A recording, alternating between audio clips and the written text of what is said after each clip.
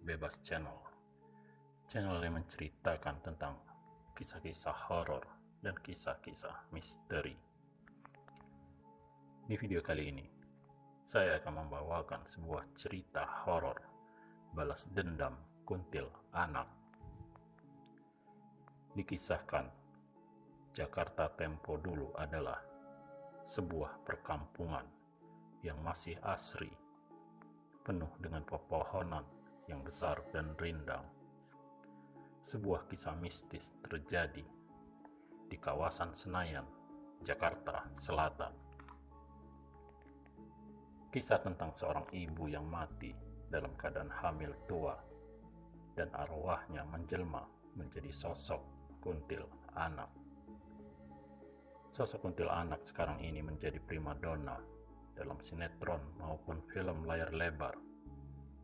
Dalam tayangan sinematografi, umumnya digambarkan sang kuntilanak sebagai sosok arwah penasaran yang membalas dendam pada orang-orang yang pernah mencelakainya sewaktu dia masih hidup sebagai manusia. Entah kebetulan atau tidak, peristiwa yang saya ceritakan ini persis seperti kisah dalam film, yakni tentang sosok kuntilanak atau pocong yang ingin balas dendam kepada mereka yang telah mencelakai dirinya.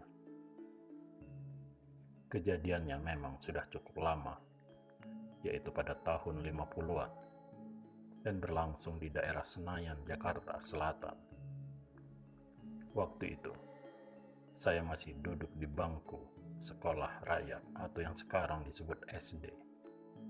Perlu diketahui, pada tahun 50-an, Senayan tentu saja belum menjadi sebuah kawasan metropolitan seperti sekarang ini.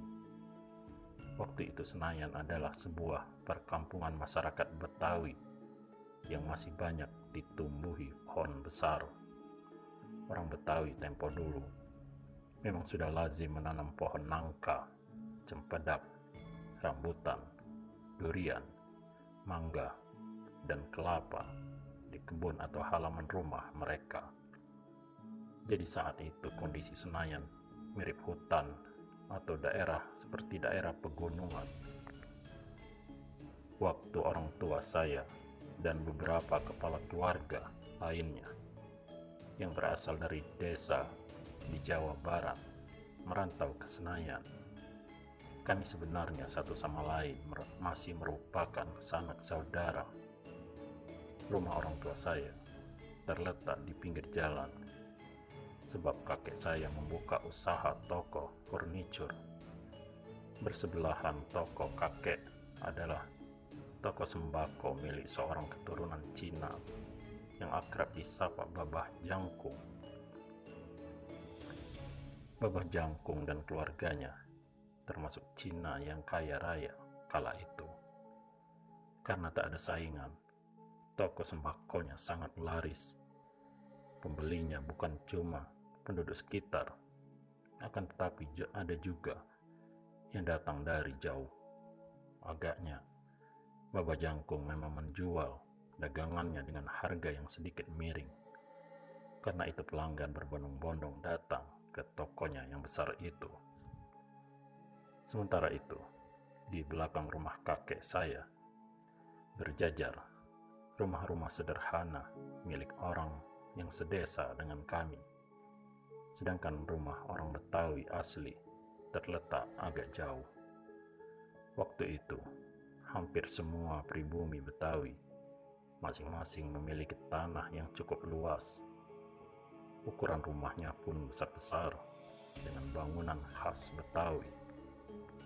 Suatu hari, tetangga di belakang rumah saya, persisnya seorang ibu muda baya yang bernama Cek Tiah, terserang malaria. Tubuhnya menggigil walaupun sudah diselimuti berlapis-lapis kain. Sementara itu pula suhu badannya kian meninggi karena demam yang hebat. Malang sekali nasib Cek Tiah. Waktu itu dia tengah mengandung beberapa bulan. karena waktu itu belum ada obat-obatan seperti sekarang, dan juga karena takdir Allah, Cetia tak pernah sembuh lagi dari serangan malaria itu. Dia meninggal bersama bayi dalam kandungannya. Malam harinya, setelah siangnya Cetia dikuburkan, nenek saya kebetulan buang air kecil di kamar mandi. Letak kamar mandi dan WC kami terpisah dengan bangunan rumah.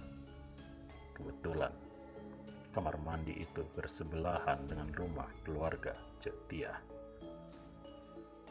Selesai buang hajat kecil, nenek saya terkejut bukan main, karena nenek melihat sosok Cetia sedang berdiri sambil menyaksikan orang yang sedang main kartu di ruang tamu rumahnya. Kebiasaan orang Betawi waktu itu, kalau ada yang sedang berduka atau lahiran maupun pesta, malamnya memang selalu diisi dengan main kartu. Apalagi suami Cetia memang dikenal sebagai seorang penjudi berat. Di luar rumah almarhumah Cetia memang tidak ada penerangan, tapi sinar lampu petromax dari ruang tamu lumayan terang. Ingat, waktu itu Jakarta belum ada listrik. Karena yakin yang dilihatnya adalah Cetia yang baru siang hari tadi dikuburkan, dengan melangkah perlahan-lahan dan sambil membawa segayung air, nenek saya yang pemberani menghampiri Cetia. Kemudian air itu disiramkannya oleh nenek sambil berkata, "Pergi kamu." Cetia berlalu, tapi bukan dengan melangkah, melainkan melayang seperti terbang sambil mengeluarkan suara mirip anak ayam. Beberapa hari kemudian, setelah kejadian malam itu, Uding, suaminya Cetia, terserang demam tinggi. Yang terasa aneh, bola mata Uding selalu melotot seperti orang ketakutan, dan mulutnya selalu berteriak-teriak menyebut nama almarhumah istrinya. "Ampun Tiah, ampun Tiah." Hanya sehari sakit, jiwa Uding tidak tertolong lagi. Dia meninggal dalam keadaan kedua bola matanya membelalak, seperti melihat sesuatu yang amat menakutinya. Hal yang sangat aneh dan misterius, pada leher si mayat terlihat bekas tangan mencengkram sedemikian kuat. Karena itulah, orang-orang menduga Uding tewas karena dicekik. Mungkinkah itu perbuatan Cetia yang menurut kesaksian nenek saya telah berubah wujud menjadi kuntilanak? Yang pasti, sejak kematian Uding, teror Cetia semakin menjadi-jadi. Setelah suaminya meninggal dengan bekas cekikan di leher, teman-teman berjudi Uding pun mengalami nasib yang sama. Mereka mula-mula terserang demam tinggi, beberapa hari kemudian meracau dengan berteriak-teriak dan mata membelalak ketakutan. "Ampun Cetia, ampun Cetia," begitulah yang keluar dari mulut mereka. Teman-teman judi Uding itu akhirnya meninggal dengan kondisi yang sama seperti suami Cetia. Ada bekas cekikan di lehernya. Cetia pun tak urung melakukan balas dendam pada Babah Jangkung, si pemilik toko sembako. Babah Jangkung rupanya pernah memaki-maki Cetia semasa hidupnya karena hutang belanja sembako di tokonya yang belum dibayar.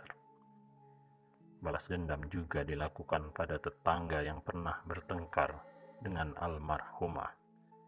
Bahkan musuh anak Cetia, yaitu ada 2 anak remaja Cetia, meninggal juga secara mendadak. Atas kejadian demi kejadian misterius ini, Orang sekampung tambah yakin bahwa semua teror maut itu adalah perbuatan balas dendam dari Cetia yang disebut-sebut telah menjadi seorang kuntilanak. Memang sudah menjadi rahasia umum bahwa Cetia dengan suaminya hidup tidak harmonis. Kedua suami istri itu sering terlibat pertengkaran. Salah satu penyebabnya adalah karena suami Cetia seorang penjudi berat. Uang yang didapat sebagai buruh bangunan selalu habis digunakan untuk berjudi, sehingga hutang ke Babah Jangkung tidak pernah lunas. Awal tahun 60-an, penduduk Senayan terkena penggusuran karena di areal itu akan dibangun komplek Gelora Bung Karno dalam rangka Asian Games. Mula-mula yang digusur adalah tempat pemakaman umum yang lokasinya hanya beberapa puluh meter dari tempat tinggal kami. Masing-masing kuburan digali, lalu tulang belulangnya dipindahkan ke pemakaman Blok P, Kebayoran Baru. Sekarang pemakaman Blok P pun sudah tidak ada lagi, karena di lokasi itu sudah dibangun gedung kantor wali kota Jakarta Selatan. Penduduk Senayan yang kena gusur pindah berpencaran. Ada yang pindah ke sekitar Kebayoran Baru, ada yang ke Simpruk, dan ada yang ke Tebet. Kakek saya sekeluarga memilih pindah ke Tebet. Sejak penggusuran itu, teror maut Cetia tidak pernah terjadi lagi. Anak-anaknya yang menjadi yatim piatu pulang kampung. Hampir setengah abad berlalu kejadian misterius itu. Namun rasanya baru saja kemarin terjadi. Bila ingat lagi, saya bergidik ngeri. Demikianlah kisah horor kali ini. Semoga ada manfaatnya. Terima kasih. Sampai jumpa lagi.